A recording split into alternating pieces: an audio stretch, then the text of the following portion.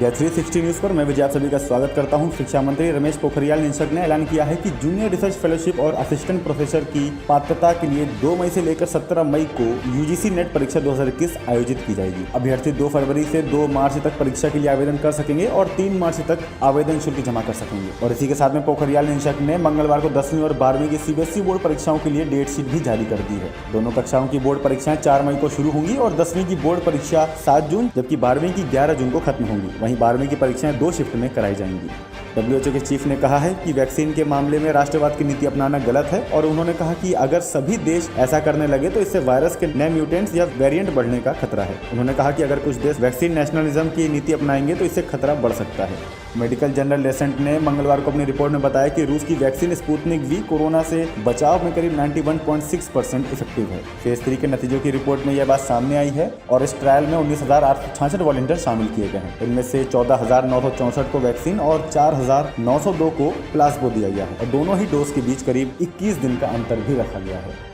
सरकार ने लोकसभा में बताया कि 2018 में देश में ऑनलाइन धोखाधड़ी के करीब 3,353 मामले दर्ज हुए थे। वहीं इनमें 1,778 लोग गिरफ्तार भी किए गए। वहीं 2019 में 6,233 मामले दर्ज हुए और गृह राज्य मंत्री श्री किशन रेड्डी ने कहा कि साइबर स्पेस के उपयोग में अधिकता के कारण ऑनलाइन धोखाधड़ी के मामलों की संख्या में वृद्धि हुई है और ये धोखाधड़ी 2 गुने तक बढ़ चुके हैं। और कानपुर में एक विकलांग महिला ने आरोप लगाया है कि पुलिस ने उसकी लापता बेटी को ढूंढने के लिए उससे गाड़ी में डीजल भरवाने के पैसे मांगे हैं। महिला ने कहा कि उसने रिश्तेदारों से उधार लेकर करीब 10 से 15 हज़ार का इंतजाम किया। वहीं डीआईजी ने आरोपी चौकी इंचार्ज राजपाल सिंह को लाइन हाजिर करके विभागीय जांच के लिए आदेश दिए हैं। कृषि कानूनों के खिलाफ प्रदर्शन के बीच हरियाणा सरकार ने 7 जिलों में मोबाइल इंटरनेट सेवाओं और SMS सेवाओं को आज शाम 5 बजे तक बंद रखा। इन जिलों में कैथल, पानीपत, जींद, रोहतक, सोनीपत और झज्जर हैं। वहीं किसान नेता राकेश टिकैत ने बताया कि कल जींद में महापंचायत होगी। और दिल्ली में बैरिकेडिंग पर सोरेन ने बोला कि अपने ही किसानों को रोकने के लिए युद्ध के समान तैयारी की जा रही है। उन्होंने कहा कि देश के लिए इसे दुखद तस्वीर नहीं हो सकती जहां अपने ही किसानों को रोकने के लिए इस तरह की तैयारी की जा रही है। आपको बता दें कि झारखंड के मुख्यमंत्री हेमंत सोरेन ने दिल्ली की सीमाओं पर बैरिकेडिंग व कीड़े लगाए जाने पर अपना यह बयान दिया है।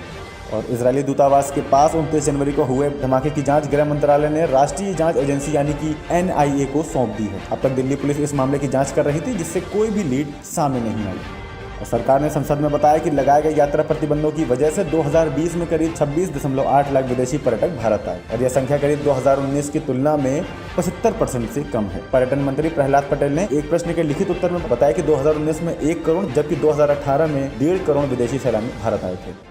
और स्वीडिश पर्यावरण कार्यकर्ता ग्रेटा थनबर्ग ने किसान आंदोलन के बीच दिल्ली की सीमाओं और हरियाणा के कई जिलों में इंटरनेट शटडाउन की खबर का लिंक शेयर करते हुए अपना ट्वीट किया है। वहीं गायिका रिहाना ने भारत में किसान आंदोलन पर कहा कि आखिर हम इस पर बात क्यों नहीं कर रहे। और ब्लूमबर्ग वैक्सीन ट्रैकर के अनुसार अमेरिका में वैक्सीन की कम से कम 1 डोज लगवा चुके लोगों की संख्या कोविड-19 के कुल मामलों से अधिक हो गई है। वहां दर्ज हुए करीब 2.63 करोड़ के अधिक मामलों की तुलना में अब तक लगभग 3.28 करोड़ डोज लगाई गई हैं। और एक कपल ने समुद्र में करीब 60 फीट की गहराई में गोता लगाकर पानी के अंदर करी शादी और वीडियो हुआ इसका वायरल। और छत्तीसगढ़ के 5वीं कक्षा में पढ़ने वाले 11 वर्षीय लिवजोत सिंह अरोड़ा को इस साल 10वीं की परीक्षा देने की अनुमति दी गई है। IQ टेस्ट के बाद 5वीं का 11 वर्षीय छात्र देगा छत्तीसगढ़ में 10वीं की परीक्षा। भारत निर्मित कोरोना वायरस वैक्सीन की खेप दक्षिण अफ्रीका की राजधानी जोहानिसबर्ग पहुंचने पर इंग्लैंड के पूर्व कप्तान केविन पीटरसन ने भारत की तारीफ की है। और इसी के साथ में भारत के विदेश मंत्री S जयशंकर ने उनके ट्वीट पर प्रतिक्रिया भी दी। और ICC ने मंगलवार को जनवरी के लिए women's player of the month award के दावेदारों का ऐलान किया है। पाकिस्तान की डायना बेग, दक्षिण अफ्रीका की शबनेम इस्माइल और मैरिजन कैप इसके लिए नामित हुई है। बेग ने दक्षिण अफ्रीका के खिलाफ 3 वनडे में 9 विकेट लिए जबकि इस्माइल ने पाकिस्तान के खिलाफ 2 T20 में 7 विकेट लिए। और इसी के साथ में जनवरी महीने के लिए men's player of the month award के दावेदारों का ऐलान भी हो चुका है। इंग्लैंड के टेस्ट कप्तान जो रूट, भारतीय विकेट कीपर बल्लेबाज ऋषभ पंत और आयरलैंड के ओपनर पॉल स्टर्लिंग को इस पुरस्कार से नामित किया गया है। भारतीय ऑलराउंडर हार्दिक पांड्या ने अपने दिवंगत पिता को याद कर उन्हें कार गिफ्ट करने के दौरान उनकी प्रतिक्रिया का एक वीडियो इंस्टाग्राम पर पोस्ट किया है। और विक्की कौशल को फैन ने एयरपोर्ट पर दिए समोसे जलेबी और एक्टर ने इंस्टाग्राम पर शेयर किया इसका किस्सा। एक्ट्रेस पूजा बत्रा ने मंगलवार को स्पेसएक्स और टेस्ला के CEO एलन मस्क के साथ एक तस्वीर शेयर की है। उन्होंने लिखा कि जीनियस जिसने हमारे ग्रह को बदल दिया। लेकिन गौर करने की बात यह है कि पूजा ने यह नहीं बताया कि तस्वीर आखिर कब की है। और ऋतिक रोशन हाल ही में अपने बेटों के साथ मुंबई की एक एंडोस्कोपी सेंटर गए थे और एक वीडियो में वे अस्पताल के दरवाजे पर खड़े लड़के पर गुस्सा करते नजर आ रहे हैं। और इसी के साथ में कंगना रनौत ने अपनी बहन रंगोली चंदेल, भाई अक्षत और 2 अन्य कजन को चंडीगढ़ में करीब 4 करोड़ की कीमत के फ्लैट तोहफे में दिए हैं। और इससे जुड़ा एक लेख भी कंगना ने ट्वीट किया है।